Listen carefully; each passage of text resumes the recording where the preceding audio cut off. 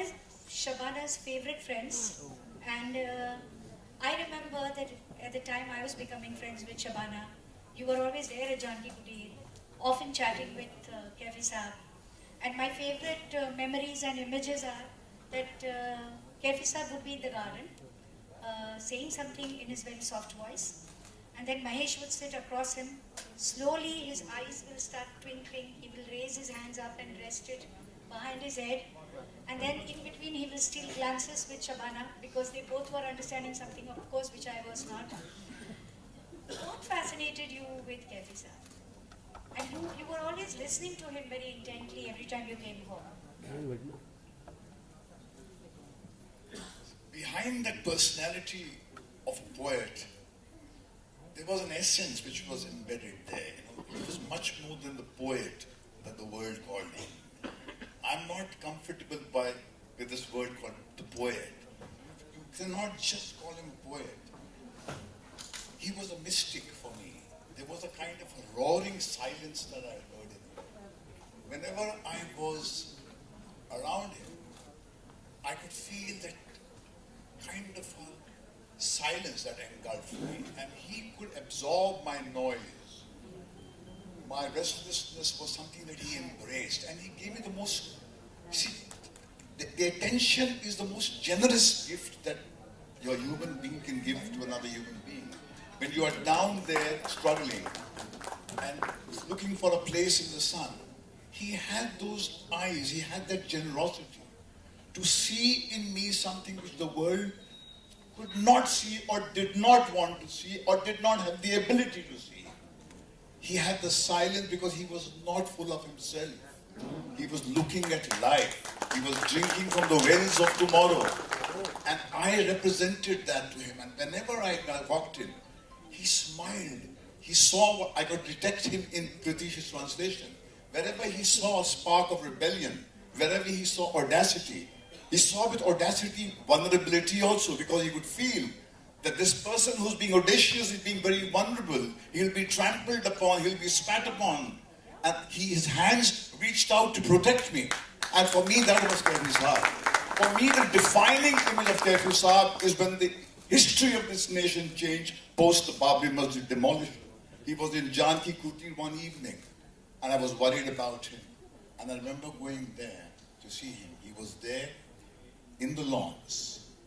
There was the sunlight, he was backlit, and there was his paraphernalia of his team that was there. He sat down with a kind of a sadness which you normally see in the church on the face of Jesus. And that was courage for me. When everybody was rolling his window and locking his door, here was the icon called Kaifi Azmi, who was the heartbeat of India, who represented the plurality, who said, I will sit down here in my lawn without raising the walls. That ability to be trampled upon for what he stood for was courage for me. That was living, palpable courage for me. And that is what Kaifi Saab means to me. The audacity, he was an embodiment of audacity. So don't trivialize the persona of that man by calling him a poet. A poet is just one dimension of him. His essence was like life. You can't put a full stop on life. You can't put a full stop on Kaifi. He is much bigger than the definition that we seek out to give to him.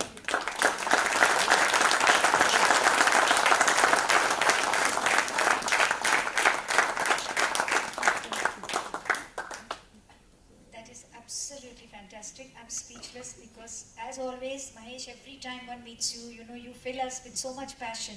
There's so much energy and passion within you. And like you rightly said, that Kaifi Saab had gentleness, silence, generosity.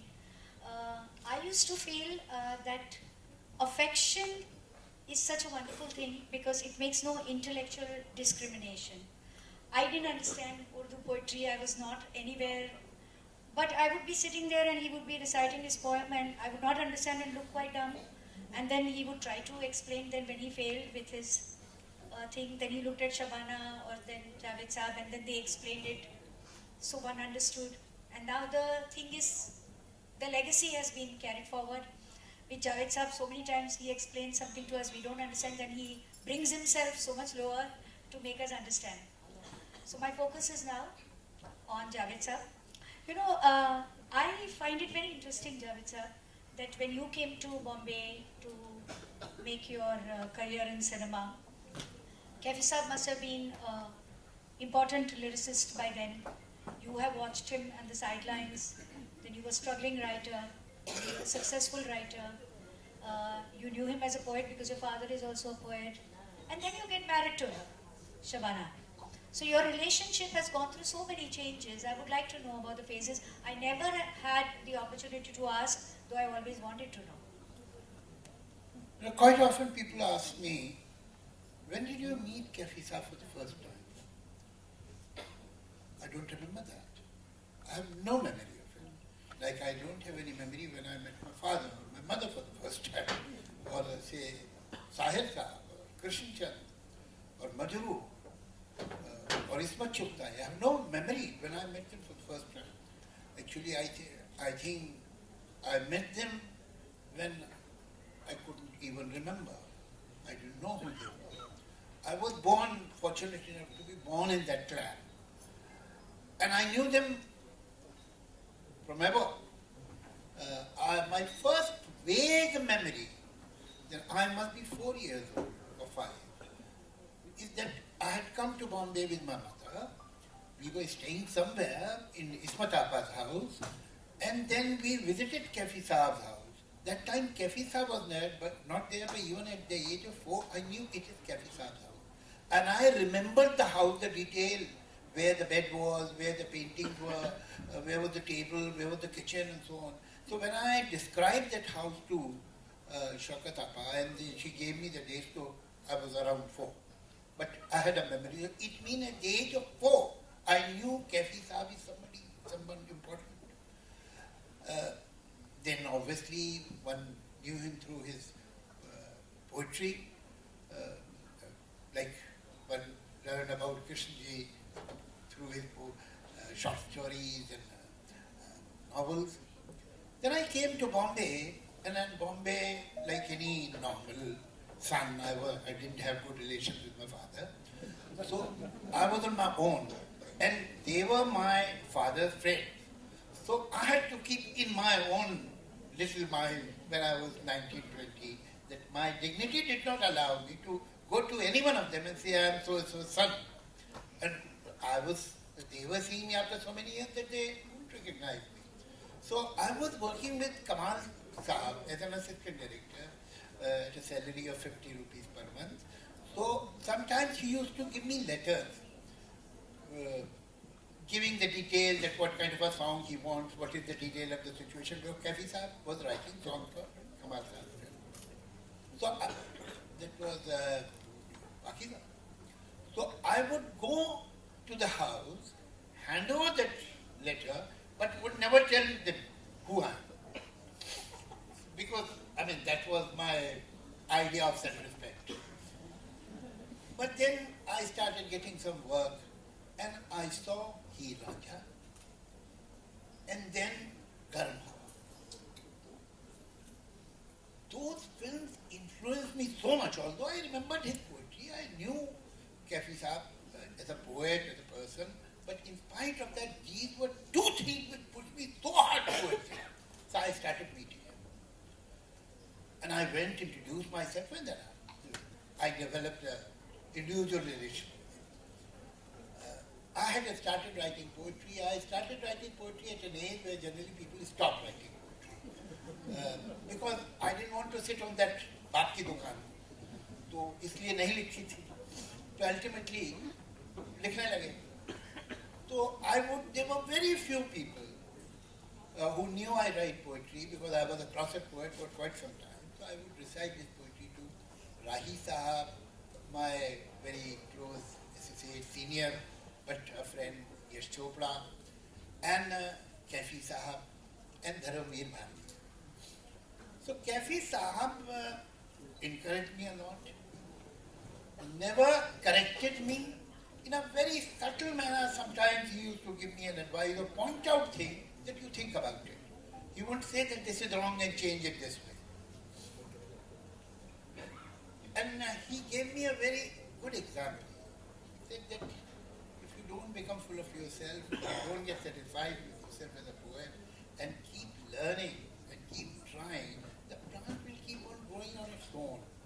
And the leaves which are not perfect will dry down and fall on their own. You don't have to do anything about it.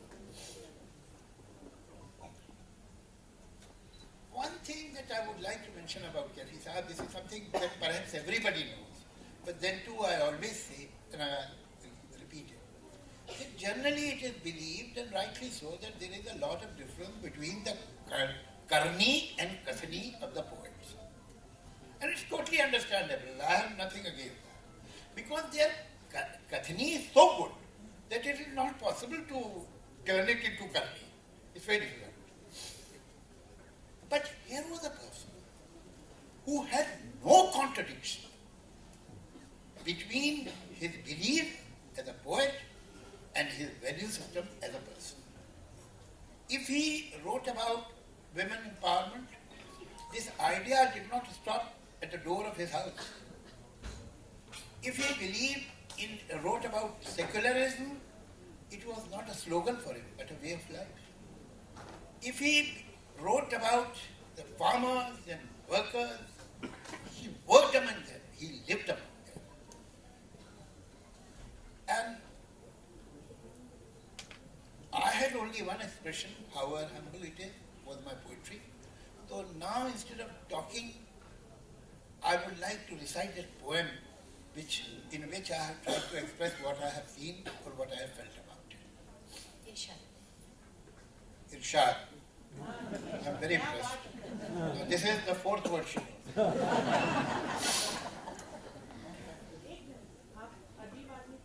जी हाँ.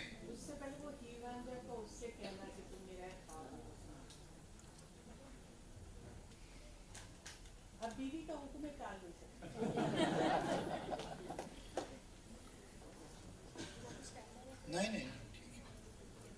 उसमें वे for the first time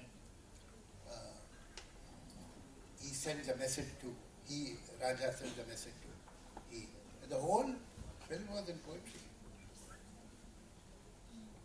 उससे कहना कि वो मेरा एक ख्वाब है जो दमकता है दिल में वो महताब है.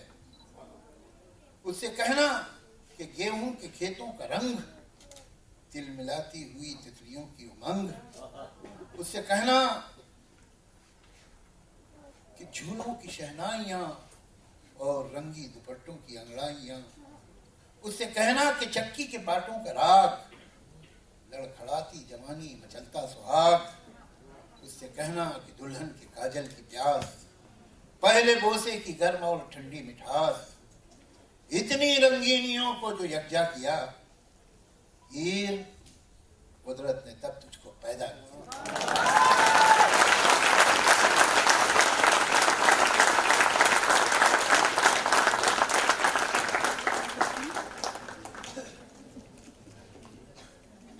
Now here is my humble tribute to him, or whatever Pratish has said and Mahesh has said. This is in meter, that's all they have said. अजीब आदमी था वो. मोहब्बतों का गीत था, बगावतों का राग था. कभी वो सिर्फ फूल था, कभी वो सिर्फ आग था. अजीब आदमी था.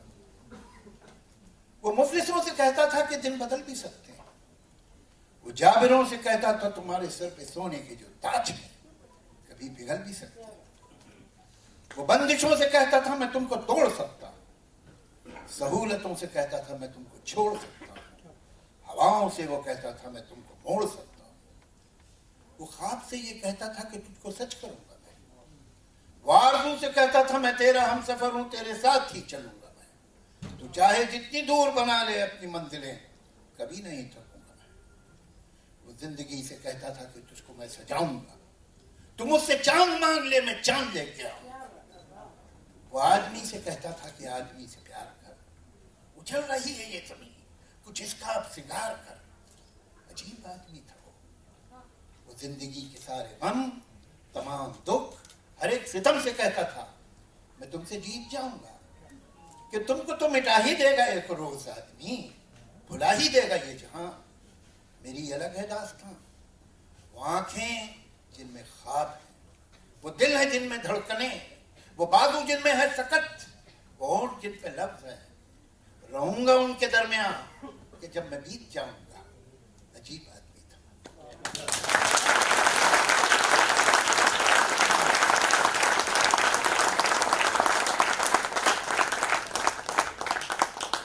It is now time for the pens to be presented to you.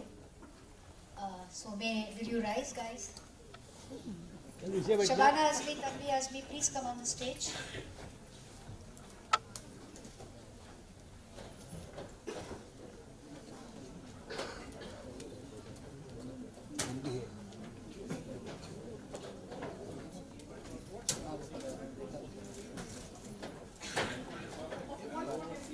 Madam हल्दी बसा।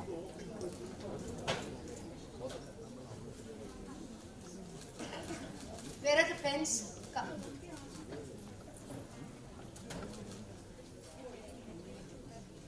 Tanvi, Azmi, will you please stand? Somebody should come from that side and you should come from that side. Fatafat.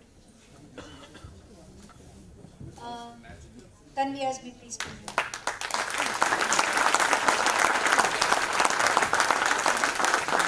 Shabana, Azmi. Shabana, Azmi.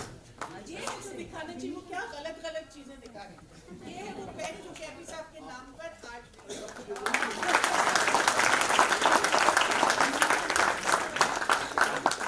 O madam, अरे वो madam को नीचे बैठने में यार। Please clap guys.